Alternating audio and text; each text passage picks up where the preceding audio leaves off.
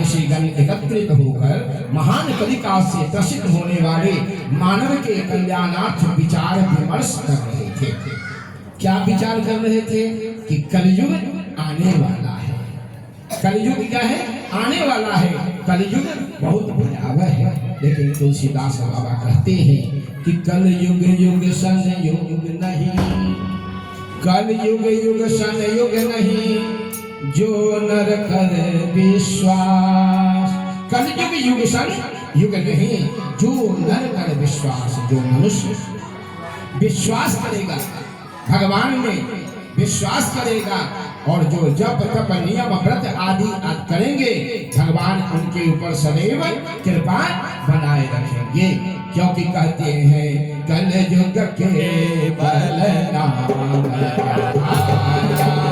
कल युग के बल नाम आधारा, सुमर सुमर नर उतरे पारा, कल युग के बल नाम,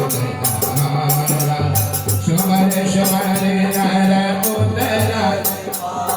कलयुग केवल नाम आधारा, सुमरे सुमरे नर उतरे पारा। भगवान का कीर्तन करते रहे, संकीर्तन करते रहे, जप तप नियम करते रहे, भगवान उनकी बेड़ा पार कर देंगे। ऐसा विचार नैमी सारण्य में कौन लोग कर रहे थे? 88,000 ऋषिगण एकत्रित होकर। पहला इस धरती पर कोई अधिवेशन हुआ ऋषि मुनियों का, वह हुआ नैमी सारण्य में। तो एक ने कहा कि कलयुग भयावह है, बहुत कष्टमय जीवन बीतेगा। तो दूसरे ने कहा नहीं, प्रभु अगर है, प्रभु अगर है तो जरूर मेरे ऊपर कृपा करेंगे।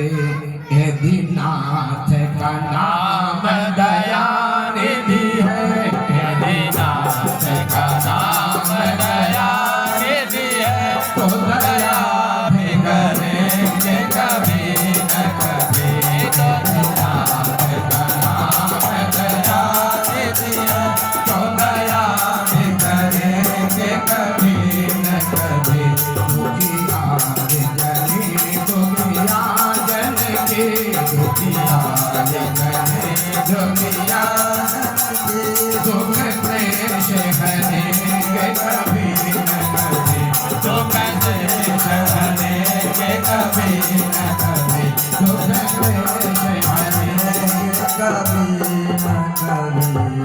ऐसे ही विचार विमर्श कर रहे थे।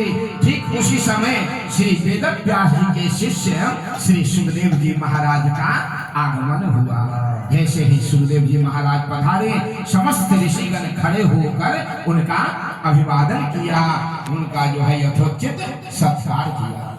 तदंतर उनसे निवेदन किया कि हे गुरुदेव, हे गुरुवर, आपका आगमन उसी प्रकार है जिस प्रकार डूबते हुए नौका का आश्रय। हे भगवान, कली का युग आने वाला है, धर्म का उत्थान किस प्रकार होगा, इसी चिंता में हम सब लोग प्रसिद्ध हैं। तो कहते हैं कि कलयुग का उम्र कितना है? आपको मालूम है कलयुग का उम्र कितना है? 4,32,000 वर्ष। कितना है? 4,32,000। कहते हैं कलियुगे कली प्रथम चरण चल रहा है। तो 4,32,000 कितना होगा? 1,08,000 वर्ष। 1,08,000 वर्ष में अभी 5,126वां वर्ष चल रहा है। तो आगे क्या क्या होगा कलयुग में, उनके बारे में बताता हूं।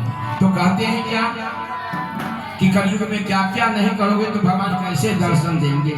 तो कहते हैं झूठ कपट निंदा को त्यागो, सब प्राणी से प्रेम करो, घर पर आए अतिथि कोई तो यथाशक्ति सत्कार करो, न जाने किस भेष में आकर, न जाने किस भेष में आकर नारायण मिल जाएगा, निर्मल मन के दर्पण में वह राम कदर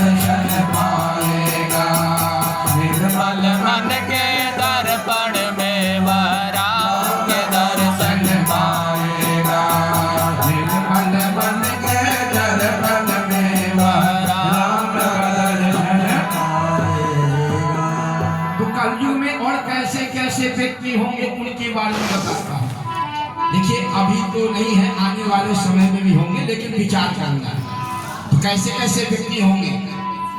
तो शास्त्र कथा न सुनेंगे कभी, नहीं वेद पुराण की बात करेंगे, जप तप नियम व्रत सब झूठ बता उपहास करेंगे, मानेंगे नहीं माता पिता, मानेंगे माता पिता, निक संग अकेले रहेंगे, फैशन में है जो साहब में का भेष धरेंगे। और क्या होगा? तो कलयुग में भगवान तुलसीदास बाबा पहले ही रामायण में लिख चुके हैं, नारी विवश नर सकल गोसाई, नाच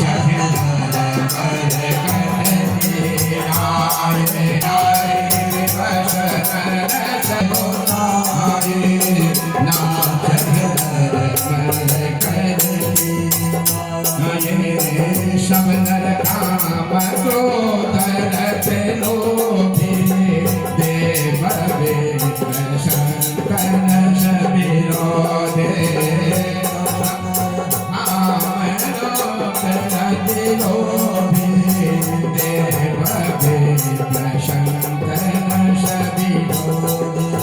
नारी विवश नर सकल गोसाई। कलयुग में क्या होगा? नारी के विवश में पुरुष हो जाएगा। क्या होगा?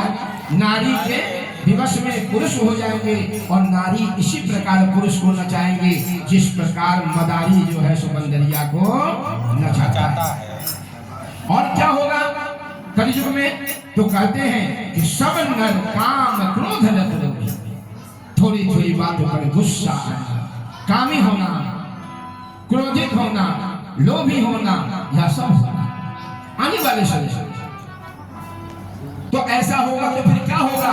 जब ऐसा जब होगा इस धरातल पर, तो भगवान इस धरातल पर अवतार लेंगे और दुष्टों को संहार करके धर्म का स्थापन करेंगे। यदा यदा धर्मस्य ग्लानिर्भवति भारत, अभ्युत्थानं धर्मस्य तदात्मानं सृजाम्यहम्, परित्राणाय साधूनां विनाशाय च दुष्कृतां, धर्म संस्थापनार्थाय संभवामि युगे युगे, संभवामि। हरेक युग में, जिस युग में, हरेक युग में जब ऐसा ऐसा होगा तो परमात्मा धरातल पर पधारेंगे और धर्म का स्थापन करके दुष्टों को संहार करेंगे। गुरुदेव से कहने लगे कि हे प्रभु, हे गुरुवर, आगे क्या होगा उसके बारे में बताएं। तब गुरुदेव कहते हैं कि एक बार नारद जी घूमते फिरते कहाँ पहुंचे? मृत्युलोक में। आपको मालूम है मृत्युलोक कहाँ है? सो किसी को मालूम है मृत्युलोक कहाँ है? सो सबको मालूम है, लेकिन अभी याद नहीं। देखिए जहाँ पे आप लोग हैं इनको बोलते हैं मृत्युलोक। यहाँ देव दानव यक्ष किन्नर मनुष्य जीव जंतु पेड़ पौधे जो भी इस संसार में आएंगे उनको शरीर को त्यागना है, इसीलिए इसका नाम मृत्युलोक है। 7 लोग ऊपर है, 7 लोग नीचे है। नीचे क्या है? 7 लोग मालूम है? नहीं मालूम है, लेकिन मालूम चलेगा लास्ट वाला। तो नीचे है अतल, वितल, सुतल, तरातल, रसातल, महातल और क्या है? पाताल लोक। और ऊपर है भूलोक, भुवन लोक, स्वर लोक, महालोक, जनलोक, तपोलोक और सत्य लोक। और बीच में है मृत्यु लोक। नारद जी घूमते फिरते मृत्युलोक में आए। मृत्युलोक में नारद जी ने देखा कि यहाँ पर सभी प्राणी अनेक योनि में जन्म लेकर अपने अपने किए हुए कर्मों का परिणाम भुगत रहे। नारद जी से यह देखा नहीं गया। नारद जी मन में विचार करने लगे कि इन प्राणियों का कष्ट किस प्रकार दूर हो। नारद जी कहाँ पहुंचे? विष्णु लोक। जब रावण के अत्याचार से पृथ्वी त्राही त्राही करने लगा तो समस्त देवतागण कहाँ पहुंचे थे? क्षीर सागर में।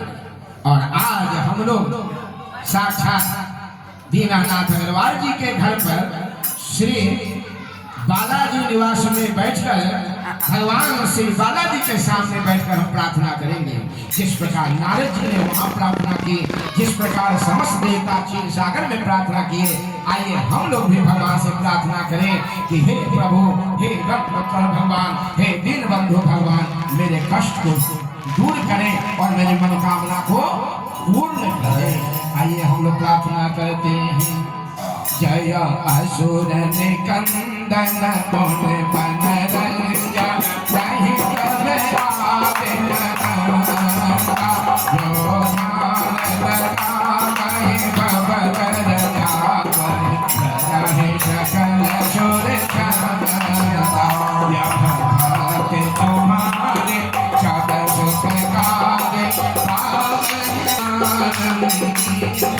शिव चले सजुगा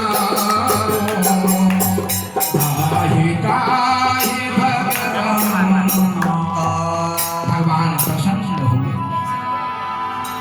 नारद जी की प्रार्थना सुनकर भगवान प्रसन्न हुए। अब नारद जी से भगवान पूछ रहे हैं, नारद हे भगवान उवाच किमर्थम आगतोषि त्वं किं ते मनसि वर्तते कथयस्व महाभाग तत्सर्वं कथयामि। हे नारद जी, आप यहाँ किस उद्देश्य से आए हैं? किमर्थम आगतोषि, किस उद्देश्य से आए हैं? मुझसे क्या मांगना चाहते हैं? मुझसे क्या जानना चाहते हैं? आप मुझे बताएं। तब नारद जी कहते हैं, मैं त्रैलोक जना सर्वे नाना क्लेश समन्विता नाना योनि समुत्पन्ना पच्यन्ते पापकर्मभिः। हे दीनवत्सल भगवान, हे दीनवत्सल भगवान, हे दीन बंधु भगवान, मैं अभी मृत्यु लोक से आ रहा हूँ। मैंने वहां पर समस्त प्राणियों को अनेक योनि में जन्म लेकर अपने अपने किए हुए कर्मों का परिणाम भुगते। हे भगवान, हे दीनवत्सल भगवान, उन प्राणी के कष्ट के उपाय है तो वो छोटी सी उपाय बताएं ताकि सभी प्राणियों का मंगलमय होगा। दीन दयाल बिरद सब भारे, दीन दयाल बिरद सब भारे, हरनाथ मम संकट भारे,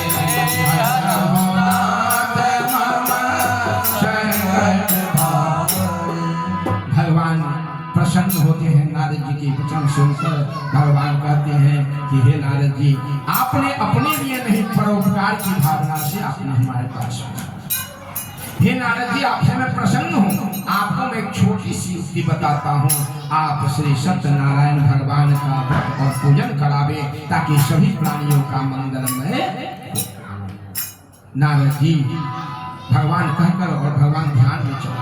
नारद जी ने विचार किया, भगवान तो कह तो दिए कि सत्यदेव भगवान का पूजन करना है, लेकिन कैसे करना है, किसने किया, कब करना चाहिए, किस विधान से किया और इस धरती पर किसने किया, उसके बारे में भगवान बताइए। तब भगवान फिर से नारद जी प्रश्न कर रहे हैं, किम फलम किम विधानम च। हे भगवान, इसका फल क्या है, इसका विधान क्या है, आप मुझे विस्तार रूप से बताएं। तब भगवान कहते हैं कि हे नारद जी, श्री सत्यदेव भगवान का जो भी व्यक्ति पूजन करेगा उसके सभी कष्ट दूर हो जाएंगे, पुत्र पौत्र आदि की प्राप्ति होगी, सर्वत्र विजयी भवे, सभी जगह उनकी विजय होगी और सौभाग्य संतति प्राप्त यानी सौभाग्य प्राप्ति होगी और वंश में वृद्धि होगी, इसमें कोई संशय नहीं है। हे नारद जी, सर्वप्रथम केले से आच्छादित एक मंडप बनावे, तोरण आदि लगावे, कलश पर से स्वर्ण की प्रतिमा को सत्यदेव भगवान का विराजमान करे। अगर वह न हो तो शालिग्राम भगवान रखे, शालिग्राम भगवान भी न हो तो बाल गोपाल देवता सहित कलयुग में भगवान विष्णु के स्वरूप में दर्शन देते हैं, इसलिए उनका सचित्र सामने रखकर उनका पूजन करें। पूजन में पंचामृत, दूध, दही, घी, शक्कर और शहद, इनका पंचामृत बनावे, भगवान का स्नान करावे, गंध अक्षर पुष्प आदि से इनका विधिवत पूजन करें। प्रसाद में गेहूं का आटा का चूरन बनावे और उसमें शक्कर मिलावे। गेहूं का आटा न मिले तो चावल का आटा और गुड़ का ही चूरन बनाकर से सत्यदेव भगवान को समर्पित करें। कथावाचक ब्राह्मणों को दक्षिणा प्रदान करें। समस्त भक्तजन समस्त कुटुंबजन प्रसाद ग्रहण करें और सत्यदेव भगवान को स्मरण करते हुए संकीर्तन करते हुए अपने घर को जाएं। जो भी व्यक्ति सत्य मन से सत्य रूपी सत्यदेव भगवान को सत्य मन से पूजा करेगा, सत्यदेव भगवान उनकी मनोकामना पूर्ण करेंगे। इसमें कोई संशय नहीं है। श्री स्कंद पुराणे रेवाखंडे श्री सत्यनारायण प्रथम अध्याय।